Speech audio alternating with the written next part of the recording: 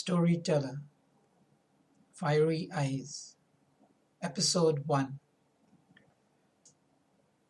The road was wet and the rain was still pouring down on the car as the young blonde nurse Eva Torres was returning back home after doing a 12-hour shift at the hospital. Eva had been driving for half an hour. She sipped the cup of coffee she had at its side as the lively music played in her car. She wanted to get home soon and she just wanted to rest. She was tired after all the cases she attended to that day, which seemed like it would never end. The one delivery case that she could not get out of her mind was the young pregnant mother who gave birth to an unusual-looking baby. The child seemed like a cross between a human and an extraterrestrial. The newborn baby had deep green-colored skin, with strange-looking, almost elephant features, with unnaturally large, pointed ears. I thought the baby even smiled at me, thought Eva, amused. She suddenly saw a large flash of lightning, which was followed by a loud explosion. It was then that she saw something on the road which made her freeze. What was that mound in the middle of the road? It was moving. The car was getting closer. The person, it looked like a man. He was right in the middle of the highway. Eva had to stop. She could not avoid him. She was going to stop the car and phone the hospital. She had to help this poor man. Eva gets out of the car. It is still raining heavily. The rain beats down rhythmically onto the road, the car, and on the two people in the middle of the road. She hears the flapping of wings. She looks up and she gets startled as a large bird or bat-like creature flies closely past her, almost hitting her across the face with its large wings. She walks up to the man, who looks unconscious. "Hello, can you hear me?" she asks him. Yes, I can hear you." "Please help me," he says. "Can you walk?" Eva asks him. She looks at him and notices that he is bruised on his face and severely injured on his shoulders. He can barely move his legs. He must have bruised his legs as well from the impact of the fall. It was as if the man was just thrown out onto the highway, or like he was just thrown to earth. Eva tried to phone on her mobile, but she could not get connected to the hospital. "It must be the rain which has even spoiled my phone. I cannot ring the hospital." "Please don't take me to the hospital," he told her. "But you need someone to look at your wounds. Let me get you out of the rain." He put his arm around her neck as she helped him onto his feet. He struggled to get up. They moved slowly towards the car. Eva could see that the man was weak. He was muscular and about 6 feet tall, naked with water dripping off his body like waves. The sound of police sirens could be heard in the distance, gradually getting nearer. The police were on their way, she thought to herself, or on some other police business. "Lady, please get me out of here soon. There will be too many explanations needed if I am still here." "Okay," said Eva, as she closed the doors of the car and drove away just in time before the police cars arrived at the scene of the stranger's arrival. She handed the wounded stranger a long coat and the thick blanket she kept in the car to cover and dry his body. "He does not remember who he is. He looks like a lost child. He's lost in the woods and he needs to find his way out," she thought to herself. Back home, a big brown friendly cocker spaniel comes to meet Eva and her guest at the door. The dog is friendly. Eva makes the tall stranger lie down on the sofa in the living room. She attends to the stranger, cleaning his wounds. She gives him a set of clothes to wear, her father's clothes, which she never got rid of after he passed away 2 years ago. She showed the stranger to the bathroom where he could bathe and slip into a change of clothes. The clothes she kept of her father's were just reminders of him. the care and concern he had for her for all the years of her life. It was just her way of holding on to the memory of her dear father. He brought her up single-handedly after her mother walked out of the door when she was 6 and never returned. Her father was a dedicated police officer, and so he would get into a lot of close calls while he was doing his job. It was Eva who would take care of him when he returned home, and she would nurse him back to health. She liked taking care of people, which was the main reason that she became a nurse, as well as the added bonus of watching injured and broken people heal and get back on their feet once again, ready to take on the world. "What's your name, stranger?" "My name is Eva." "I can't remember." "We'll call you Henry for now," said Eva with a smile. Eva still wore her nurse's uniform. She had no time to change, attending to Henry. This man somehow mattered to her, she felt.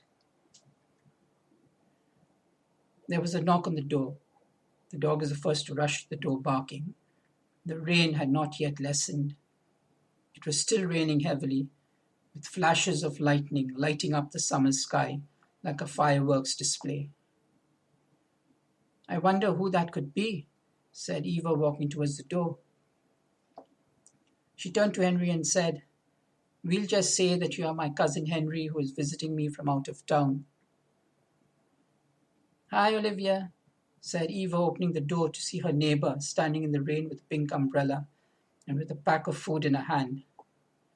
It was common for Olivia, the nice Swedish neighbor, to visit her during the evenings to have dinner with Eva. Olivia had made this a habit over the last few months. "Hi, Eva, who's your friend?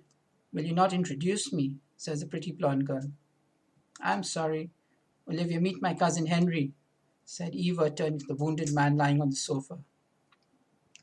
"He had an accident when he went for a walk to the park this evening. He lost his way coming back home and slipped into a ditch in the pouring rain.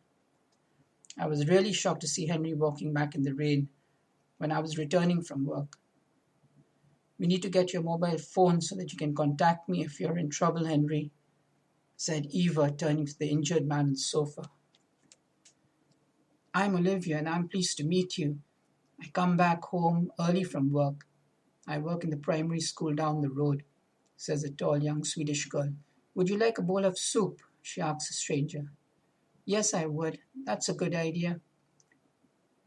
"Henry, just rest here a while, and we will get some dinner ready. I will go out and change out of these wet clothes," said Eva, switching on the television. The news was on. "Henry, that's a nice name. You look a lot like that actor who acted as Superman a few years ago," said Olivia with a warm smile, as she sat on the sofa opposite Henry and opened a packet of sandwiches she had offered Henry. Henry was famished, and he greedily started to eat the sandwiches as if he had not eaten in days. Olivia leaves the home of Eva, and as she walks into the car, her mobile phone rings. "Yes," she says, "the eagle has landed, and he is being cared for by Eva." She listens to the voice at the other end of the phone, nods her head and says seriously, "Yes, we will wait a few days. Yes, I will be careful." That night, Henry is cold as he lies on the sofa in Eva's living room. Henry is passing in and out of consciousness. He looks out of the window, which is illuminated by the light of the moon and the lightning, and he suddenly sees a shadowy figure, possibly that of a woman looking in through the window. But he thinks it must be his imagination and his fevered brain which is causing him to see things. The nurse looks at Henry lying on the sofa and sees him shivering. Eva decides to keep him warm. She does not know this man, but somehow she seems to trust him, and she has a feeling that they share a connection. Eva is a good judge of character, especially after 20 years of working in the hospital and coming into contact with people from all walks of life. Eva sensed that this man she had saved that night was a special person. Eva lies down beside Henry to warm his cold body as they lie together on the sofa. The next day, Eva goes to work at the hospital. Henry leaves the home with the pet dog on a leash. He walks into a park. He observes the children playing, the joggers exercising around the park, and the other dog owners walking their dogs through the beautiful green park. There is peace and contentment in the air. Henry smiles to himself. He has so many questions. Who is he and why is he here? All this does not seem familiar to him. This world is quite different from the one which he has left, he thinks to himself. However, he still does not remember who he is and where he has come from. He looks at the strange marks at the center of both palms of his hands. The symbols resemble flames. They are unusual. He had tried to rub the prints off, but these marks seem determined to stay on his body. He remembers having seen other strange markings on his body. Some of the markings resemble objects, like there is one of a rod, a cloak, and round circles. Maybe these are his birthmarks or the shadows of tattoos he had removed years ago. He looks at his watch and notices that time has flown while he was lost in his silent reverie, only interrupted by the sounds of children playing happily in the park and the sounds of dogs barking as they scamper around playfully, happy to be out in the open once again. The dog walks him back home. It was a case of the dog leading the owner back home. Henry continued to stay with Eva. She was a very kind hostess. It was Eva's day off on Saturday, so she decided to take Henry to the local market to do shopping and to see a movie before returning home. "Henry, what would you like to have for dinner tonight?" said Eva with a smile as they moved the trolley down the shopping aisle. "I enjoy your spaghetti dish," said Henry. "Yes, I'll make that for tonight," said Eva. She was happy that the two of them got on so well together. She had had previous relationships which ended badly for her. "Hi, Eva, how are you and who's your friend?" said a petite young brunette who was also doing her shopping. "This is Henry. Henry meets Sandy. She and I would work together at the local cafe, the Golden Spoon." "Hi, Henry. I'm pleased to meet you," said Sandy. "What have you been up to, Sandy? Are you still at the cafe?" said Eva.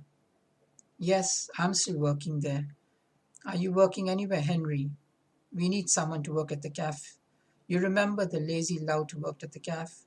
You may remember him. It was Jim who left last week." "Thanks, Sandy. Yes, a job would be great," said Henry. "I'll bring Henry over to the cafe on my way to work," said Eva. "Catch up with you later," said Sandy as she moved away with her shopping trolley. That night, as Henry was getting ready to go to sleep, he saw a shadowy figure standing near the front of the house. He looked again, and there was no one there.